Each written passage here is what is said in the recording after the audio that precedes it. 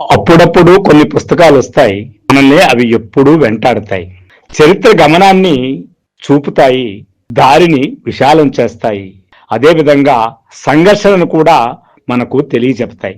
ముందు వెనకల చీకటి కోణాల్ని అర్థం చేసుకునే విధానాన్ని నేర్పిస్తాయి. ఎన్నో త్యాగాల్ని మన కళ్ళ ముందు పెడతాయి. అదేవిధంగా ఎన్నో ఎన్నో ఎన్నో ఎన్నో భావజాలాల్ని మన ముందు పెడతాయి. చరిత్రని, సమాజాన్ని, సంస్కృతిని, సాంప్రదాయాన్ని, అదేవిధంగా మారాల్సినటువంటి సమాజం యొక్క తీరుతెన్నుల్ని స్పష్టంగా మనకు చూపుతాయి. అలాంటి పుస్తకమే రాఘవ గారు రాసిన ప్రశ్నించే గొంతులు. అందులో 40 ఏళ్ల చరిత్ర ఉంది, 40 ఏళ్ల జీవితాల యుద్ధం ఉంది, జీవితాల ఆలోచన ఉంది, జీవితాల త్యాగాలు ఉన్నాయి.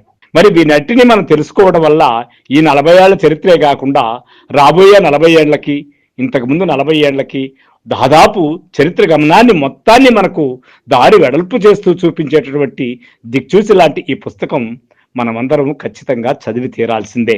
ఈ ప్రశ్నించే గొంతులు పుస్తకం పేరే సాహసతో పెట్టిన పేరు.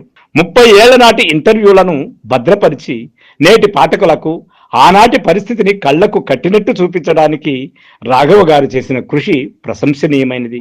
వామపక్షాలలో వచ్చిన అనేక సైద్ధాంతిక వైరుధ్యాలు ఇందులో కనిపిస్తాయి. 30 ఏళ్ల నాడు ఇంటర్వ్యూ చేసిన 9 మందిలో ఒక్క వరవర్రావు మాత్రమే ఉండటం, ఈ పుస్తకానికి ముందు మాట రాయడం, వారు విప్లవోద్యమంపై వారికున్న అభిప్రాయాలను, పాలకుల నైజాన్ని సూటిగా వారు చెప్పిన విధానం బాగుంది.